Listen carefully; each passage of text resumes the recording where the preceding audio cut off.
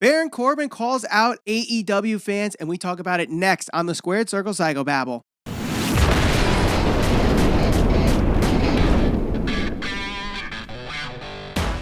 Hello and welcome to the Squared Circle Psychobabble. My name is Michael Valenti. This is Ralph Valenti for the best discussions in AEW, WWE, NXT, and New Japan Pro Wrestling. Make sure you subscribe and hit that bell for notifications. So after AEW All Out, we got our first AEW champion, which is Chris Jericho. And a lot of people understand the call, and some people thought that Hangman Page should have won the AEW championship. Try to push those young guys. And a lot of people were defending why Jericho should be the first AEW champion. And it actually brought up an interesting Instagram post where the Instagram post said, "So, for all the shit WWE gets about for having older guys go over younger talent, friendly reminder that the current AEW champion will be 49 in November. Now, I like Jericho, but keep that same energy." And in that Instagram post, we did see Baron Corbin comment saying, "All these smarks have hated and complained about everything we do," we being the WWE. "Now they are forced to love everything these guys do," these guys referring to AEW, "even when it's the exact same thing. It really shows how dumb they really are." So then Ryan Satin tweeted this post and said, "Baron Corbin had an interesting response to this post on Instagram about Jericho's AEW title run." To which then Baron Corbin responded, "My response was about the Twitter turds being dumb. I think Jericho winning is amazing." Ralph, are we sensing a little bit of hypocrisy calling from Baron Corbin? Well, no, I don't think you can say that just yet. I think it depends on how Chris Jericho is booked and how the fans react after that. Um, if he is booked where he does have limited dates and he's booked very similar to how Brock Lesnar was booked, where obviously I know a lot of people had a lot of frustrations with Brock Lesnar's work schedule. There was a lot of people who were very critical of the fact that he was the Universal Champion for so long and had maybe a handful of appearances, a handful of defenses, essentially keeping the Universal title, holding it hostage, as they like to call it. Whatever side you choose to take when it comes to Brock Lesnar, if Chris Jericho is going to have a similar work schedule, how could you not be critical of the same thing? You know, it's essentially the same work rate, or if the same work rate that Jericho works is similar, how could you not be critical of that? So I think it depends what happens from here on out once they go to TV, how often Chris Jericho is going to be there. I think somebody had actually commented that Fozzie's going to be going on tour, so maybe that doesn't mean it's going to interfere with some of the appearances that he can make. So it'll be interesting to see if people are as critical as Chris Jericho as they are or have been with Brock Lesnar. Now, I did see in our comments for our AEW All Out review, some people did not like the decision of having Chris Jericho win the AEW championship. Some people did say it should have gone to Hangman Page. It kind of goes against what AEW is trying to do and push these younger talent. But the argument can be also said, you want that title to have prestige. So when the younger guys get it, it means something instead of just giving it to a guy who a lot of people are saying hasn't quite have proven himself yet. Hangman Page hasn't quite proven himself yet in the wrestling community. So maybe hold the brakes for when they get on TV, establish himself, and then become an AEW champion. But I will say, for those that are critical of Brock Lesnar this year, in years past, I see where they're talking about this. However, this year, Brock Lesnar has been on a lot more than usual. He's been on almost every pay-per-view. I think the only two he hasn't been were Fastlane and Elimination Chamber. He's been on every pay-per-view this year other than those two. He's been on Raw much more frequently than before. So the fact that we're going to call Lesnar for picking and choosing what he wants, I don't think that's the case anymore. Or maybe he's just more willing to do more dates. I don't know what the case may be. Yeah. With Jericho, yes, Fozzy might be going on tour, but because AEW schedule is much less demanding than a WWE schedule, I don't think Jericho would be missing out on many shows like Lesnar has been accused in the past of doing. So I think it's a little early to put criticism on AEW just yet. Plus, I think it's more of the argument of adding prestige to the title than it is trying to put an older guy over a younger guy. You get what I'm saying Yeah. with that? No, I totally agree. I mean, and for somebody like Adam Hangman Page, imagine where we could be a year from now. Let's assume they have another big pay per view. Chris Jericho goes on to beat some top tier talent in AEW. He holds the title for a full year. And we come full circle where Adam Page has advanced or made advancements in his career. He's beaten some top level guys. His character is more well rounded.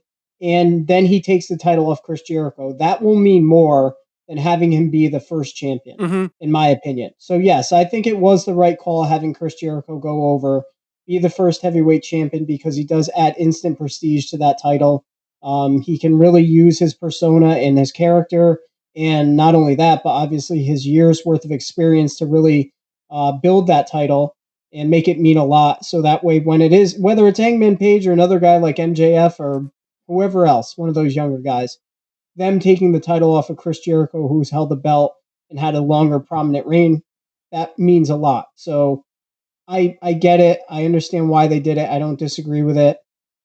So Yeah. Well, let's go back to what actually like Baron Corbin is saying here. And basically he's saying whatever AEW does, they're going to love, and what WWE does, they're going to hate regardless of what it is, good or bad. And AEW is going to love it, good or bad. We always stress about wins and losses matter. In WWE, that might not be the case. Some guys are on television a lot. They may not win all the time, but they're on TV. They have storylines, and people might not like the way they're booked. right. You're not really hearing the same thing in AEW. Well, this guy has lost, or they're more forgiving for a guy losing. The guy that comes to mind here is Kenny Omega. Now, Kenny Omega has lost in 2 of the big pay-per-views here for All Elite Wrestling heading into TV, losing to Jericho, losing to Pac, obviously losing to the eventual first AEW champion, and then putting someone over like Pac. It makes sense for Omega to lose. They're going up against guys where the wins make sense. However, if this is someone like Drew McIntyre losing to a Ricochet, you're hearing, oh my God, they've completely buried McIntyre. Yeah. Yep. Is that kind of talking between both sides of your mouth, or is that rushing to say, hey, that's hypocrisy when it's really not? So there's 2 things with this. One, I think Baron Corbin is obviously doing this for a purpose. I think aside from MJF, Baron Corbin knows how to get heat from the fans. And I think that he knows the specific fan base that he can get heat from, and that's probably this similar fan, like the hardcore AEW fan, the hardcore wrestling fan, for whatever reason, despises Baron Corbin. So I think he knows going into this, making a comment like that is going to get a lot of attention, which it is. It's going to get passed around on Twitter, Instagram, social media, all over the place, which is ultimately good for him and ultimately good for the WWE, because it means more eyes on their product, more people talking about Baron Corbin, especially if he's going to be somebody who they're going to consider to win the King of the Ring and then go on to do other things beyond that. So Right. a little bit of self-promotion there, I have no problem with that. I think more guys should do things like that. As far as the hypocrisy between what AEW does and what WWE does, I think we're going to really get a good sense of that once they go to TV.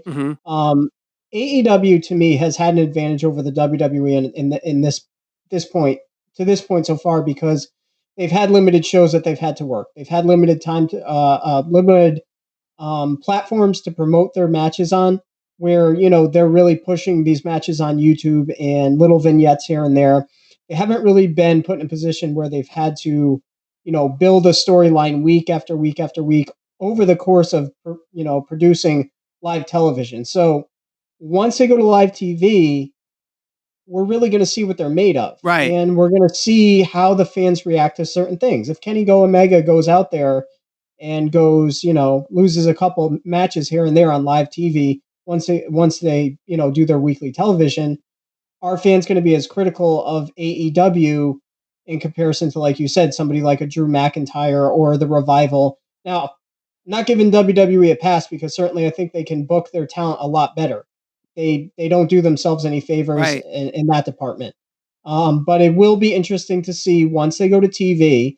I mean, they do have a somewhat limited roster at this point. At least they have limited top guys. So in order to establish your top guys, they're probably going to have to beat some younger guys. The younger guys are going to have to go over the top guys. So those things are going to happen. And are people going to be as critical as AEW as they are of the WWE? I don't know. I have a feeling they're not going to be as critical, but time will tell. Now, obviously, we've talked about this like honeymoon stage where Yes, AEW, sir. there's some Yep. growing pains. They might say one thing and they're doing another, maybe just because they don't realize that they've done what they're saying they're not going to do. Um, One thing that I think a lot of people have criticized WWE in the past, especially one particular person, in booking themselves over talent, uprising talent, and that is Triple H. Now, for years upon years, Triple H always got this thing about him where he would bury the young talent and go over on them. Now, you can make the case that's not true because let's say WrestleMania, for example, he has put over guys like Roman Reigns, he's put over Seth Rollins, he's had the most losses in WrestleMania history. So you can He put argue, over. I'm sorry. He put over Daniel Bryan as yep. well. So There's a handful of top tier talent that's there now that he's definitely putting over. right. So, but here we go on All Out, and there was a lot of criticism on Cody Rhodes going over Shawn Spears. Now, Shawn Spears is not really a young talent. I think he's 35, something around Right. 35, 36. I don't remember exact age.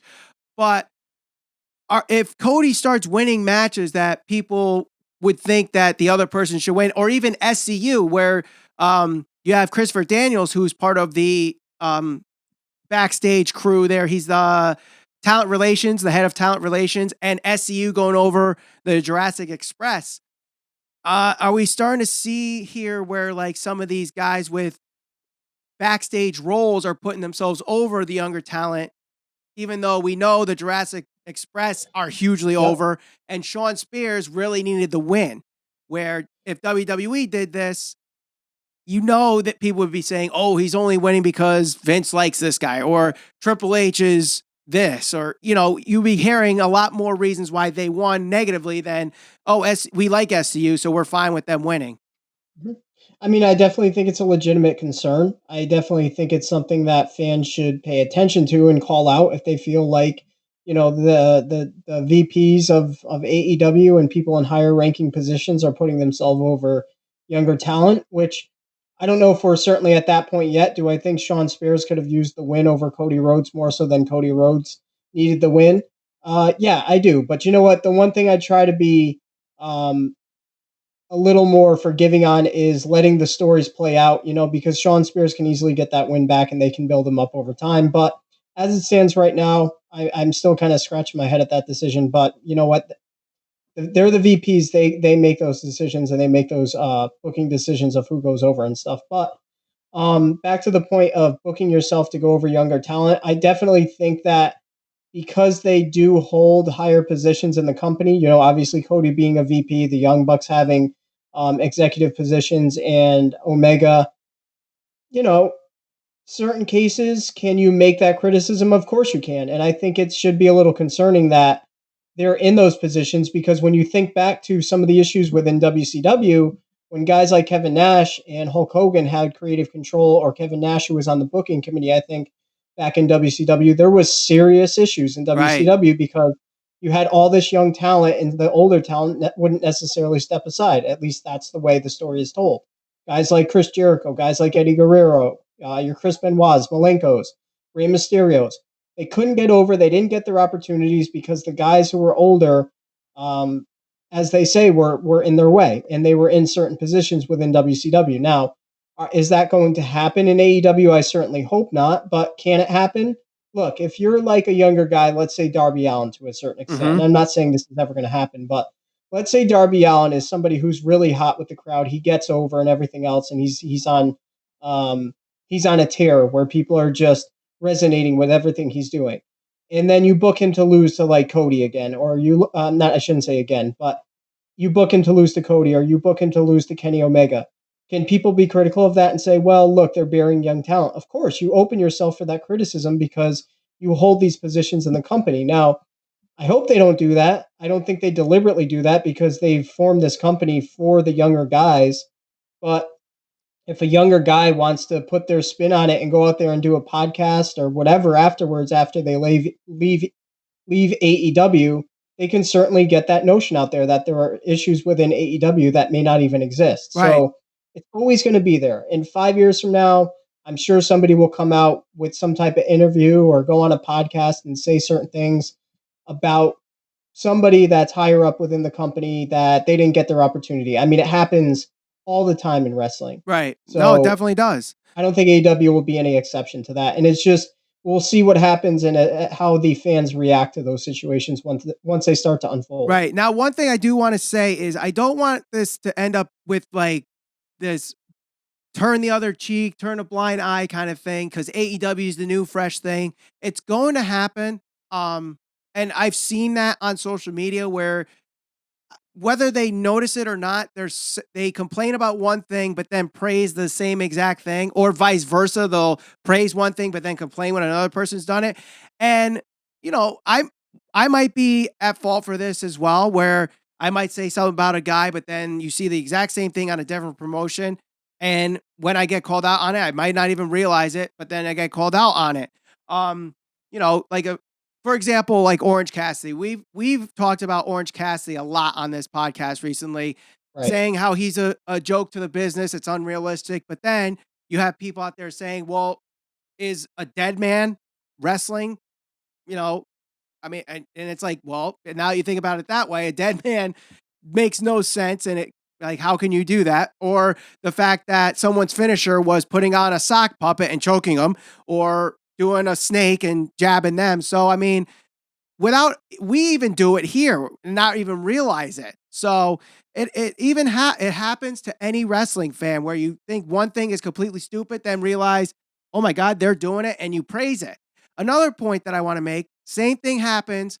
WWE gets crap for this all the time, where the champion gets pinned in a non-championship match, but then they get their title shot because of it. This happens all the time in New Japan Pro Wrestling. And we actually see that right now where Sonata, who beat Okada in the G1, is getting a title shot at King of Pro Wrestling. So, I mean, this stuff happens intentionally or not. It's weird how this happens sometimes. And Corbin, I think, has a point where he calls out a little bit of hypocrisy, but I think part of that is people don't even realize they're being hypocrites when they make certain comments. Do you get what I'm saying with that, Ralph? Yeah, and I think that it's easy to criticize the WWE because as of right now, they're still the biggest brand in the United States of America. Mm-hmm. You know, they're still the hottest wrestling. Well, I wouldn't say they're the hottest wrestling company. They're certainly the biggest, though, and they have the most saturation. So, aside from AEW, when it goes to TV, I mean, you can watch Ring of Honor on Nessun if you get that channel. You can watch TNA. You can watch New Japan World, but it's not like it's as readily available as the WWE is. There's a lot of WWE content that you could watch just by watching cable. You don't even have to necessarily subscribe to the WWE network. So because there's so much of it, and it's so it's, you know, there's so much saturation of WWE product, it's easy to criticize it because there's more of it. It's pretty simple. Right. Now, it's also because these things have gone on for years and years, and people have been pointing it out. The fact that now that social media, I mean, you can go on Twitter, Instagram, Facebook, wherever, your criticism of WWE can get out there a lot further than it used to be able to back in the day. Right. So let's say going back like 10 years ago, maybe you had Facebook, but I don't think Instagram was around. I don't think Twitter was around. And if they were around, not as many people were on them. So if you were upset with something in WWE, what did you do? You complained in your basement with your friends, or you called your friend and you complained about it. You didn't put it on Twitter. You didn't have everybody doing podcasts and things of that nature on YouTube, and it was getting out there and going viral. So everybody's looking at WWE and dissecting it. And there's a lot of disgruntled WWE fans who are just going to look for any reason to crap on the product. Has it been good? It hasn't been the best. Has it gotten a little bit better? Certain things have gotten better. Can it be a little more consistent? Of course it can, but I think people should be just as critical of AEW or New Japan or Ring of Honor or anything else in between as they are with WWE. But as of right now, they just aren't. Yeah, that is definitely true. So let us know in the comments what you think of Baron Corbin's comments. Let us know in the comments below. Don't forget to like this video, share it all over social media. We're on Facebook, Instagram, and Twitter at SCPB Podcast. Subscribe and hit that bell for notifications for the best talk in AEW, WWE, NXT, and New Japan Pro Wrestling. For Ralph Valenti, my name is Michael Valenti. Thank you for watching the Squared Circle Psychobabble.